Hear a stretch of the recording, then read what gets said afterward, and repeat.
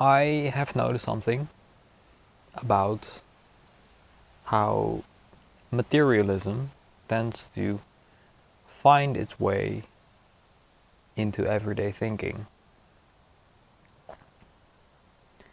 How it has become a very dominant and, I would say, biased position to assume when talking about a lot of different things. In a sense that usually when someone asks why something happens, for instance, especially when, well, for instance, why do we age, or why do we love, or why does fruit ripen? Very often, what I've seen is that the answer to this question is because of some substance, because there is some matter that does this. For instance, why does fruit ripen? Because these fruits, they emit ethylene, I think is what it was called, this substance that they use in order to ripen, and that causes the fruit to ripen. Or you could even say, like, why do we love? And an answer that you might hear is because we have these neurotransmitters. We have serotonin, dopamine, and oxycodone is a drug. Something with oxy, I think. Can't remember.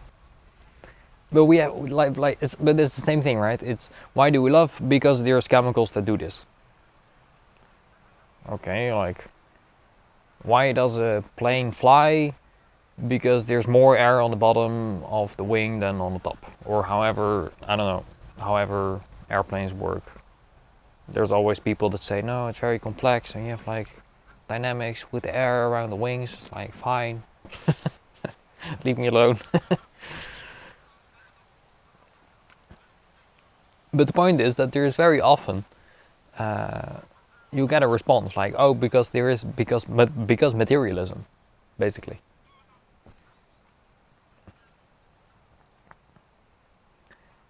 But this doesn't necessarily answer the question why. You know, another example is, why does someone have Parkinson's disease? And the answer you would likely hear is because they have a deficiency of dopamine in their brain. Again, it's like, oh, because there is a piece of matter that can explain this, because there are chemicals that can explain this, it explains the very existence of that thing. But that's not, like, that's unfounded. Like, why?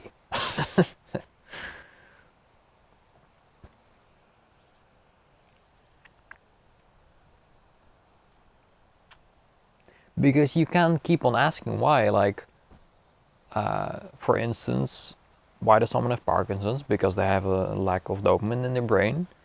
And you can stop asking there. You can be like, okay, therefore I understand. But you can also continue asking and ask, like, why do they have a lack of dopamine in their brain? And then, you know, the staunch materialists, they will go on by saying, well, they have a dopamine because these receptors are broken and they did not have enough of these minerals in their diet. But again, every single time it is always assumed that the cause is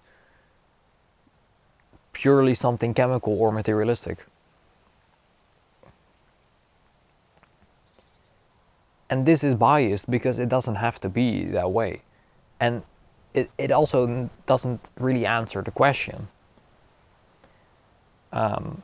Because if you say, like, why does this person have this disease, and it's because they are lacking dopamine, you're not even answering the question why, you're answering the question, and what does this look like on a material level? You see? And it's the same with love, like the way I was taught in biology. Humans love each other because they have these neurotransmitters, because they have pheromones, and because they have like opposite type genes. And again, it's the same case where you're not really answering the question why, you're answering the question, and what does it look like materially speaking, on a chemical basis.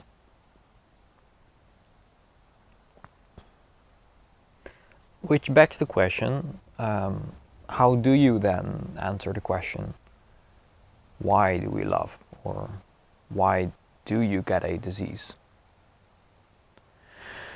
And frankly, I don't know, because my whole life I've been told different things about why things happen, but in the end it's all just materialism.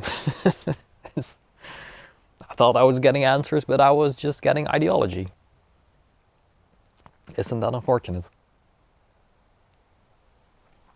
But to me it makes sense to also approach things on a human level.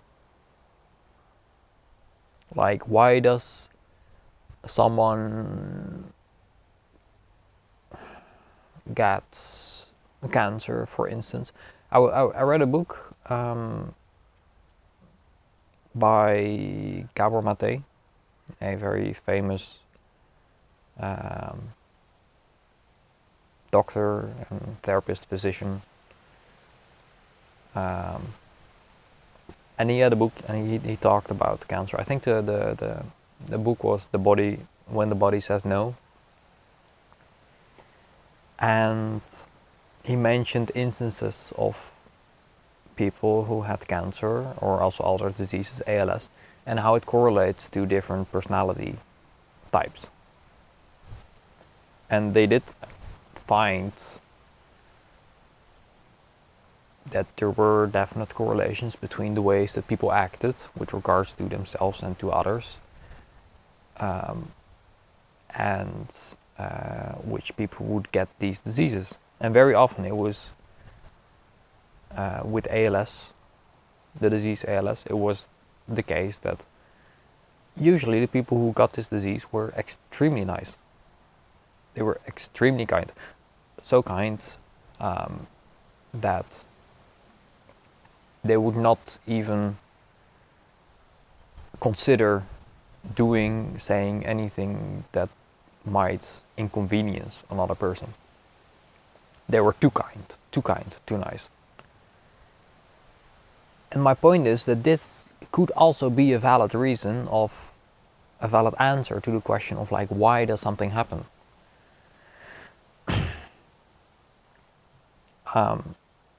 So for instance, why do I get a physical disease? The reason could be is because I acted in a way that dishonored myself by not respecting myself, by being too nice to other people.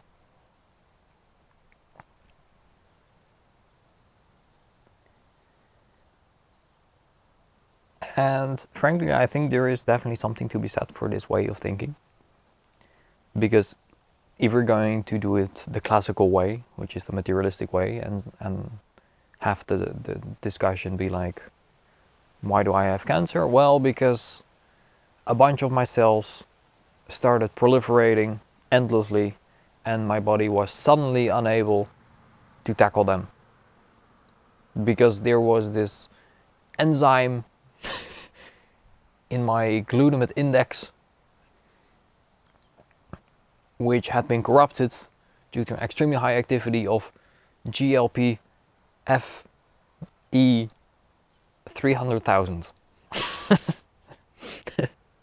It's like, okay, that is the most non-meaning but super technical sounding answer.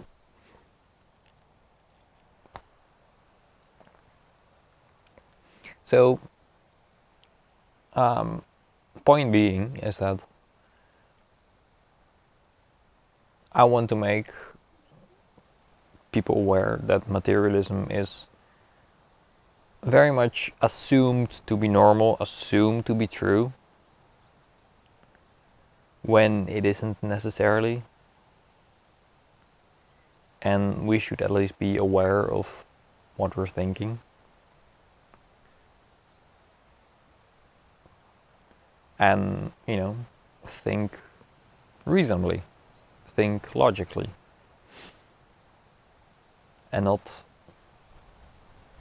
assume too much. This will be the message of this video. And I have a new microphone. So if you're wondering why the audio sounds better of this video, it's because this microphone, I actually don't know the specifications of this microphone. I was going to say something about how the matter of this microphone mattered, but I don't know what it's made of and stuff. It has a frequency range of 20 hertz to 20 kilohertz. Incredible! Alright,